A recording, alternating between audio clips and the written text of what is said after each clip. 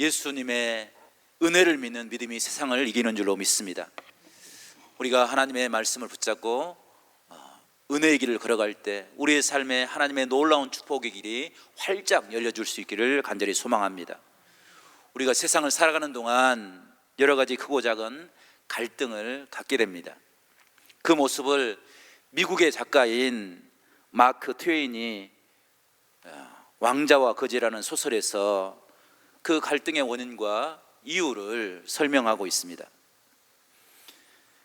에드워드 6세와 거지인 톰 켄티라는 등장인물이 나오는데, 그들은 신분적으로 보면 왕자와 거지, 하늘과 땅의 엄청난 차이를 가지고 있습니다. 하지만 그들의 외모는 사람들이 눈으로 구별할 수 없을 만큼 닮아 있었습니다. 톰은 아버지의 강요에 의해서 동냥을 하며 거지의 생활을 했습니다. 가끔 마을에 있는 성당의 앤드류 신부에게 찾아가서 글을 배웠습니다. 라틴어를 배우면서 책을 읽게 되었습니다. 책을 읽다가 왕자의 삶에 동경을 갖게 되었습니다. 그러다가 우연히 왕자를 만나게 된 것입니다. 에드워드 왕자는 황당한 요구를 합니다. 서로 옷을 바꿔 입자는 것입니다. 옷을 바꿔 입은 에드워드 6세와 톰은 이제까지 전혀 다른, 지금까지 살아왔던 모습과 너무나도 다른 그런 삶을 살게 되었습니다. 거지는 왕자로, 왕자는 거지로 삶을 살아가게 됩니다. 그런데 사람들은 그 거지 옷을 입은 사람이 누구인가 거기에 주목하지 않고 그 옷을 입은 그 사람이 걸치고 있는 그 옷만을 바라보고 그를 판단하고 그를 대우해 주었습니다. 뿐만 아니라 에드워드 6세에게는 왕의 즉위를 반대하는 많은 반대 세력이 있었습니다. 마침내 대관식에 사람들이 참석합니다. 그리고 에드워드 6세와 톰의 얼굴이 너무 닮아 있다는 사실에 당황하게 됩니다. 하지만 에드워드 6세는 행방이 묘연했던 옥새의 출처를 밝힘으로 그 모든 방해를 이겨내고 영국의 왕이 된다라는 그런 소설입니다. 왕자입니다. 그런데 거지의 옷을 입었다고 사람들은 왕자가 아니라 거지라고 그를 규정하고 대우를 했습니다. 거지입니다. 그런데 왕자의 옷을 걸치니까 그는 왕자의 대우를 받게 되었습니다. 이것이 우리 인생의 모습이라는 것입니다. 이것이 인생의 삶을 걸어가는 삶의 과정에 일어나는 해프닝이다라고 이야기합니다. 성도 여러분, 우리는 어떤 사람인가, 또 우리는 무엇을 행하고 있는 사람인가, 거기에 더 관심을 가져야 될 줄로 믿습니다. 하나님께서는 사람을 옷으로, 외모로 판단하지 않습니다. 하나님은 우리를 중심으로 대해 주시고 우리의 중심에서 우리가 무엇을 요구하고 있는가, 그것을 주목하며 우리를 구원의 길로 인도하시는 은혜의 하나님인 줄로 믿습니다. 우리가 그것을 기억하면서 우리 예배할 때 하나님의 귀한 구원의 은혜, 하나님의 놀라운 축복의 은혜가 함께할 수 있기를 간절히 바랍니다. 그런 마음을 담아서 우리 오늘은 이렇게 믿음의 인사를 나누겠습니다. 하나님께서는 중심을 보십니다. 주님만을 바라보며 삽시다. 아멘. 성도 여러분, 세상의 사람들은 우리를 겉모습으로 판단하고 우리가 어떤 생각을 하는지, 어떤 고민에 빠져 있는지 전혀 주목하지 않습니다. 그러나 하나님께서는 우리의 마음의 중심의 열망과 우리가 고민하는 문제들, 그것을 바라보시고 우리가 탄식할 때 그 탄식에 응답하시는 은혜의 하나님인 줄로 믿습니다. 날마다 그 은혜를 통해서 우리 찬양대가 찬양했던 것처럼 믿음으로 승리하는 그런 아름다운 삶을 살아가는 우리 모두가 될 수 있기를 간절히 축복합니다. 우리가 지난 주일날 사도 바울의 탄식의 모습을 우리가 함께 나누며 은혜를 받았습니다. 사도 바울이 무엇이라고 고백했습니까? 주님, 나는 공고한 사람입니다. 이 사망의 몸에서 누가 나를 건져낼 수 있겠습니까? 라고 바울은 날마다 하나님 앞에 자신의 모습을 들여놓았습니다. 사도 바울이 탄식하는 탄식의 이유는 단순한 육신의 질고와 고통이 아니었습니다. 함께 하신 하나님, 그의 삶을 인도하시는 능력의 하나님, 그 하나님을 의지하고 살고 싶지만 자신은 여전히 인간의 연약한 모습을 가지고 하나님의 뜻을 거역하는 그런 불신앙의 삶을 살아왔던 자신의 모습을 발견했기 때문입니다. 아무리 노력해도 바뀌지 않는 자신의 모습을, 자신의 마음속에 뿌리 잡고 있는 죄악의 모습을 하나님 앞에 탄식하였습니다. 그 모습을 다윗은 시편 51편 3절에 이렇게 고백을 하는데, 물은 나는 내 죄가를 나오니 내 죄가 항상 내 앞에 있나이다 라고 다윗은 고백합니다. 다윗이 지나온 자신의 삶을 돌이켜볼 때 자신의 어리석음과 부끄러운 모습이 늘 자신의 모습을 가리고 있었습니다. 다른 사람들은 성공한 사람처럼 위대한 왕으로 대우해 주었지만 다윗의 본질은, 다윗의 마음속에는 뿌리 깊은 죄악의 모습이 남아 있었습니다. 그래서 자신에게 충성하는 우리아의 아내를 취하기 위해서 그 장수를 가장 최전방에 내보내고 적들로 하여금 그를 죽이게 하였습니다. 그리고 그 아내를 취하는데 조금도 거리낌을 갖지 않았습니다. 그 모습을 기억할 때마다 그의 마음속은 무너지고 말았습니다. 그런데 하나님께서는 그 모습 때문에 다윗을 버리는 것이 아니라 그 모습 때문에 더 깊이 다윗을 사랑하시는 은혜의 하나님을 깨닫게 되었습니다. 그 모습이 시편 51편 17절에 이렇게 고백하고 있는데, 다윗이 하나님 앞에 이렇게 고백합니다. 하나님께서 구하시는 제사는 상한 심령이라 하나님이여 상하고 통회하는 마음을 주께서 멸시하지 아니하시리이다. 아멘. 성도 여러분, 다윗은 자신의 어리석음 때문에 더 하나님께 가까이 나가기 위해서 상하고 통회하는 마음을 가지고, 주님, 나는 부끄러운 죄인입니다, 하나님 앞에 설 수 없는 부끄러움을 가지고 있습니다 라고 그 모습을 가지고 나갈 때 하나님께서 그를 멸시하지 아니하시고 그를 거부하지 아니하시고 그의 죄악을 받아주시고, 그리고 그에게 하나님을 가까이 하고 하나님의 말씀을 듣는 귀를 열어주셨음을 우리가 발견하게 됩니다. 이 모습이 오늘 본문을 기록했던 바울에게서도 찾아볼 수 있습니다.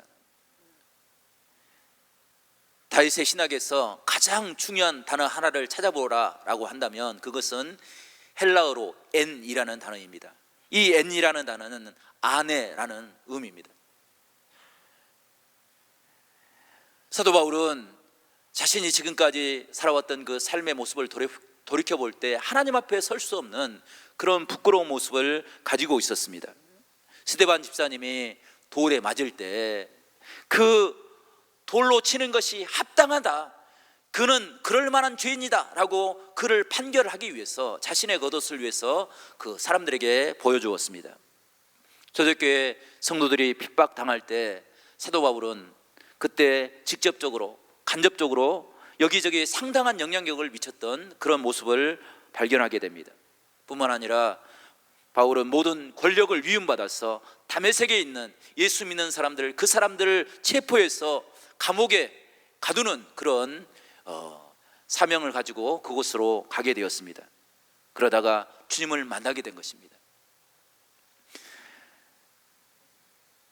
그는 주님 안에서 자신이 지금까지 저질렀던 그 죄악된 모습, 그 모습이 완전히 깨어지는 그 모습을 고백하고 있는 것입니다. 그 모습이 오늘 1절 말씀에 나와 있는데, 우리 1절 말씀을 저와 여러분이 다시 한번 읽어보겠습니다. 1절입니다. 시작. 그러므로 이제 그리스도 예수 안에 있는 자에는 결코 정죄함이 없나니. 아멘. 성도 여러분, 바울은 짓눌린 마음을 가지고, 갈등하는 모습을 가지고, 자책하는 모습을 가지고 하나님 앞에 나왔습니다. 그런데 주님께서는 그를 어루만져 주시고 회복하여 주시고 믿음의 길을 열어주셨습니다. 참된 자유와 해방의 은혜를 맛보게 해주셨습니다. 바울이 겪었던 자책과 갈등과 비난, 그것이 어디에서부터 시작되었습니까? 그것은 주님을 떠나서 세상의 판단으로 율법으로 자신의 모습을 돌아보았기 때문입니다. 우리나라 말에 집 나가면 개고생이다라는 말이 있습니다. 우리는 평소에는 그 가치를 알지 못하지만 그것을 잃고 나면 그것이 얼마나 귀중하고 감사한지를 깨달을 때가 있습니다. 혼자 되어 보면 친구가 얼마나 소중한지를 발견하게 됩니다. 집을 떠나서 고생을 하면 집의 소중함과 부모님의 감사함을 깨닫게 됩니다. 남자들이 군대에서 이등병으로 박박 끼고 고생할 때 혼자 앉아서 엄마 사진을 내어놓고 눈물을 흘려보아야 철이 들기 시작하는 것입니다. 세상에는 수고 없이 공짜로 얻어지는 것이 아무것도 없습니다. 내가 무엇을 얻기 위해서는 그만큼 땀을 흘리고 수고를 해야 그것을 얻을 수 있는 것입니다. 사도 바울이 기록한 서신서를 보게 되면 사도 바울은 끊임없이 자기 자신을 나는 주님의 종입니다, 사도입니다 라고 고백합니다. 그런데 그것은 남들에게 자랑하기 위해서가 아니라 그가 수고했던 모든 수고의 모습을 그 단어에 담고 있습니다. 사도 바울이 주님의 종으로 헌신할 때 아무도 그를 알아주지 않았습니다. 그 일을 경험할 때마다 사도 바울은 절망하고 좌절하는 것이 아니라 도리어 힘을 내고 용기를 얻었습니다. 왜냐하면 지금까지 자기가 살아왔던 그 삶의 모습을 그는 너무나도 잘 알고 있었기 때문입니다. 그는 주의 일을 감당할 만한 자격이 없는 사람이었습니다. 그런데 주님께서는 그를 찾아오시고 그를 불러주시고 그에게 구원의 은혜를 깨닫게 하실 뿐 아니라 이방인의 사도로 가장 하나님의 은혜를 강력하게 드러냈던 믿음의 사람으로 삼아주셨던 것을 우리에게 이야기해 주고 있습니다. 성도 여러분, 우리가 주의 성전에 올 때마다 바울이 만난 주님을 만날 수 있는 귀한 은혜가 있기를 간절히 바랍니다. 그 주님으로 말미암아서 그 복음의 은혜로 말미암아서 우리가 참된 자유를 얻을 수 있는 그런 믿음의 삶을 살아가는 우리 모두가 될 수 있기를 간절히 소망합니다. 과연 우리가 주님의 은혜 안에 있다는 것은 무엇을 의미하는 것입니까? 오늘 읽지 않았지만 12절 말씀 보게 되면 12절은 이렇게 이야기하고 있는데, 그러므로 형제들아 우리가 빚진 자로 돼 육신에게 져서 육신대로 살 것이 아니니라 라고 고백하고 있습니다. 사도 바울은 예수 그리스도 안에서 자신의 삶의 모습이 빚진 자의 모습이다 라고 정의하고 있습니다. 그냥 막연하게 내가 빚졌습니다 라고 말로만 생각으로만 생각한 것이 아니라 그는 자신이 실제로 빚을 졌다고 생각하고 그것을 갚기 위해서 주님 앞에 충성된 삶을 사는 그런 은혜의 자리에 섰습니다. 그는 주의 일을 감당할 때 이것을 나의 자랑거리로 남들에게 내놓을 만한 그런 모습으로 생각하지 않았습니다. 오히려 그것은 철저하게 하나님의 은혜를 갚기 위한, 하나님께서 주신 그 은혜를 기억하기 위한 수단으로 사용했던 것을 우리가 보게 됩니다. 그래서 로마서 1장 14절 말씀 보게 되면 바울이 이렇게 고백을 합니다. 헬라인이나 야만인이나 지혜 있는 자나 어리석은 자에게 다 내가 빚진 자로다.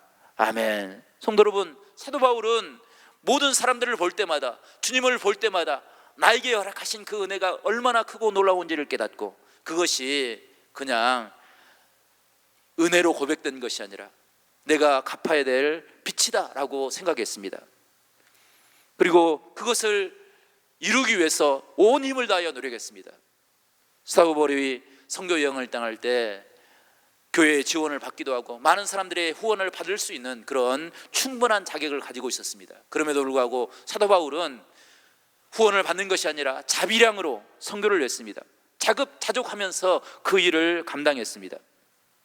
뿐만 아니라 그는 자신의 노후에 내가 이제 사명을 다 감당했으니까 교회가 나의 노후를 책임져주고 내가 안락한 삶을 살아야 되겠다라는 그런 권리를 주장하지 않았습니다. 오히려 자신의 마지막을 로마에서 자신의 생명을 내려놓음으로 순교의 모습으로 하나님의 사명을 온전히 감당하는 그런 은혜의 자리에 나갔던 것을 우리가 보게 됩니다. 성도 여러분, 이것이 빚진 마음을 가지고 살아가는 성도의 모습이라 이야기할 수 있을 것입니다.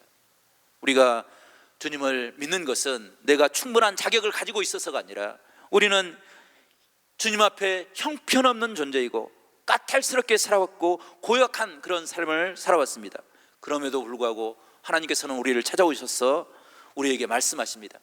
너는 악한 사람이 아니라 착한 사람이라고, 괜찮은 사람이라고, 내가 보니 너는 내 마음에 합한 자라고 말씀해 주시고 우리를 선한 길로 인도하시는 은혜의 하나님인 것을 우리가 보게 됩니다. 이것이 어디에서 이루어질 수 있느냐? 하나님의 은혜 안에서 하나님의 말씀을 깨닫게 될 때 그것을 우리가 이룰 수 있는 것입니다. 누가복음 15장을 보게 되면 탕자의 비유가 나옵니다. 탕자는 아버지의 집에 있을 때 탕자가 아니었습니다. 아버지의 사랑을 독차지하는 귀한 아들이었습니다. 아버지의 것이 다 그의 것이었습니다. 그래서 그는 먹는 것에, 마시는 것에, 쓸 것에 조금도 부족함이 없는 삶을 살았습니다. 작은 허물도 그를 비난할 사람이 아무도 없었습니다. 왜냐하면 그 아들 뒤에는 아버지의 후광이 있었기 때문입니다. 그런데 탕자가 아버지의 품을 떠나버렸습니다. 아버지의 집을 나가버렸습니다. 세상의 험악함을 맛보게 된 것입니다. 세상의 매운맛을 보게 된 것입니다.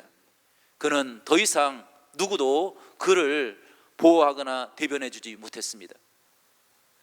그의 재산도 그를 지켜주지 못했습니다. 모든 것을 다 잃어버렸습니다.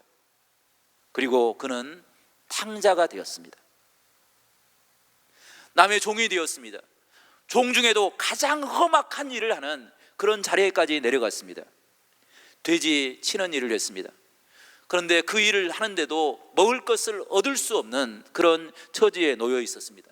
그래서 돼지들이 먹는, 가축이 먹는 쥐염 열매로 그의 줄임배를 채우려고 노력을 했습니다.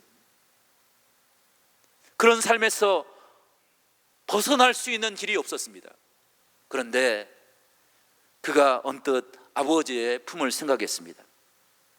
아버지의 품에 돌아가면 아버지의 품 안에서는 종들조차도 배부르게 먹는데 내가 아버지 앞에서 이제는 아들이 아니라 종으로 살아야 되겠다라는 그런 생각을 가지고 아버지의 품으로, 아버지의 집 안으로 오게 됩니다. 그때 그의 삶이, 그의 신분이, 그의 모든 삶이 변화되었습니다. 이것이 안과 밖의 차이입니다. 사도 바울은 그것을 우리에게 이야기해 주고 있습니다. 예수 그리스도 안에서, 예수 그리스도의 은혜 안에서, 예수 그리스도의 사랑 안에서 우리가 새롭게 변화될 것을 우리에게 이야기해 주고 있습니다. 세상은 우리를 비난하지만 예수 그리스도의 은혜는 우리의 부족함을 어루만지시고 회복하는 하나님의 은혜와 능력이 되는 것을 우리에게 이야기해 주고 있습니다. 그렇기 때문에 우리는 주의 성전에서 하나님의 이름을 찬양하며 주의 말씀 안에서 하나님의 뜻을 깨달으려고 몸부림치며 살아가는 것입니다. 성도 여러분, 우리가 주의 성전에서 하나님의 은혜 안에 거함으로 하나님의 놀라우신 사랑을 깨닫는 복된 믿음의 사람들이 될 수 있기를 간절히 축원합니다. 그래서 하나님의 자녀로, 하나님의 백성으로 우리가 누려야 될 하나님의 참된 자유함과 해방의 은혜를 누리며 살아가는 우리 모두가 될 수 있기를 간절히 소망합니다. 두 번째로, 우리가 하나님의 자녀가 될 수 있는 참된 자유를 얻는 길은 성령의 법으로 가능하다는 사실입니다. 법이라는 것은 매우 큰 힘을 가지고 있습니다. 그래서 일단 법이 정해지면 모든 사람들은 다 그 법을 지켜야 합니다. 지키지 않으면 법의 처벌을 받게 됩니다. 그래서 어떤 법을 만드느냐, 그것이 매우 중요합니다. 누군가는 악법도 법이다 라고 말했습니다. 아무리 악한 법이라 할지라도 그것을 지키지 않으면 벌을 받게 된다는 것입니다. 예수님 이전에 우리가 가졌던 법은 죄와 사망의 법이었습니다. 죄를 범하면 누구든지 벌을 받게 되었습니다. 저주를 받게 되고 사망의 자리로 내려갈 수밖에 없었습니다. 그런데 그 법이 바뀌게 된 것입니다. 예수 그리스도의 십자가 안에서 생명의 법이 우리에게 임하게 되었습니다. 그 법이 우리를 다스리게 될 때 우리가 사망에서 생명으로, 저주에서 하나님의 사랑으로 우리 자리의 모습이 변화되었던 것입니다. 그것을 사랑의 사도 요한은 요한복음 5장 24절에서 이렇게 고백을 합니다. 내가 진실로 너희에게 이르노니 내 말을 듣고 또 나 보내신 이를 믿는 자는 영생을 얻었고 심판에 이르지 아니하나니 사망에서 생명으로 옮겼느니라. 아멘. 성도 여러분, 하나님의 성령의 법이 임할 때 내가 착해야, 내가 법을 지켜야, 내가 하나님의 마음에 들어야 너는 생명을 얻게 된다, 이렇게 말씀하지 않고 내 말을 듣고 나 보내신 이를 믿는 자는 영생을 얻어서 심판에 이르지 아니하고 사망에서 생명으로 옮기는 은혜를 얻게 된다라고 선언하고 있는 것입니다. 법이 바뀌면 죄나 형벌이 달라지는 것입니다. 예수님의 십자가 안에서 생명의 법이 임하니 우리가 정죄받는 것이 아니라 우리가 용서를 받고 저주의 자리에서 생명의 자리로 옮겨지는 그런 놀라운 축복을 우리가 받게 되었다는 것입니다. 그것이 은혜입니다. 그것이 우리가 주의 성전에서 날마다 회복해야 될, 우리가 바라봐야 될 하나님의 놀라운 축복의 은혜인 줄로 믿습니다. 미국 뉴욕에 가면 공항이 두 개가 있습니다. 하나는 그 유명한 존 F 케네디 공항입니다. 다른 하나는 과이다 공항입니다. 이 공항도 한 법관의 이름을 따서 지은 공항이었습니다.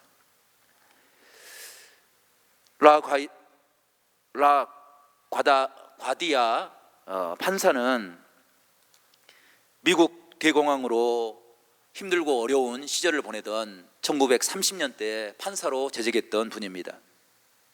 뉴욕 한미비민가에 위치한 즉결 법정에 야간 재판이 열리고 있었습니다. 순서에 따라서 남루한 옷차림을 한 할머니가 재판석으로 불려져 나왔습니다. 할머니에게는 실직한 사위가 있었는데 그는 가정을 버리고 가출하였습니다. 집에는 병으로 누운 딸과 어린 손녀들이 있었습니다. 그 딸과 손녀를 부양해야 될 책임이 할머니에게 있었습니다. 하지만 그 할머니에게는 돈을 벌 만한 그런 직장도 아무런 수단이 없었습니다. 어느 날 음식과 돈이 다 떨어지고 말았습니다. 그래서 하루 종일 손녀들에게 아무것도 먹일 수가 없었습니다. 온종일 굶은 채 거리를 배회했습니다. 그러다가 할머니의 눈에 들어온 것은 죄가정 간판이었습니다. 마치 자석에 이끌리듯 빵가게로 들어갔습니다. 그리고 그곳에서 빵 하나를 몰래 가지고 나오다가 주인에게 들키고 말았습니다. 주인은 크게 화를 내면서 그 할머니를 경찰에 넘기고 말았습니다. 절도죄의 현행범으로 체포되어서 즉결 심판에 회부된 것입니다. 할머니의 딱한 사정을 들은 담당 판사는 피해자인 빵가게 주인에게 할머니를 용서해 줄 수 없겠냐고 그 의향을 물어봤습니다.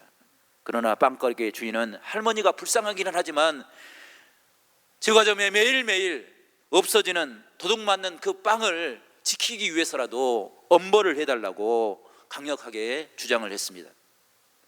빵청석에 있는 사람들은 냉정하기 짝이 없는 그 빵가게 주인을 마음속으로 비난했습니다.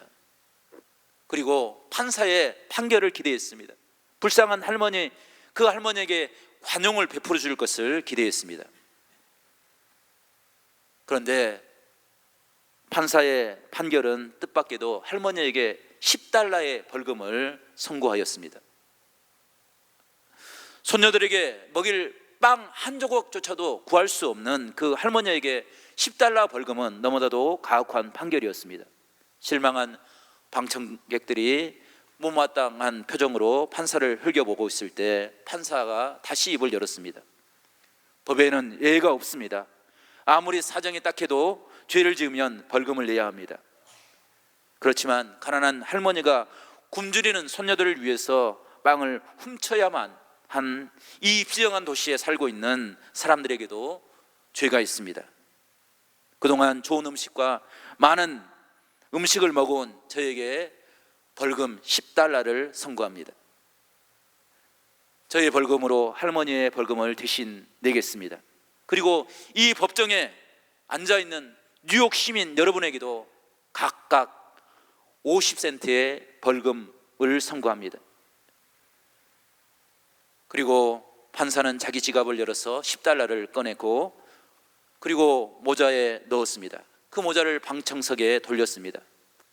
법정에 나와 있었던 사람들은 난데없이 벌금형을 받게 되었습니다. 그러나 누구도 그것 때문에 얼굴을 붉히지 않았습니다. 기쁜 마음을 가지고 그것을 기꺼이 내게 됐습니다.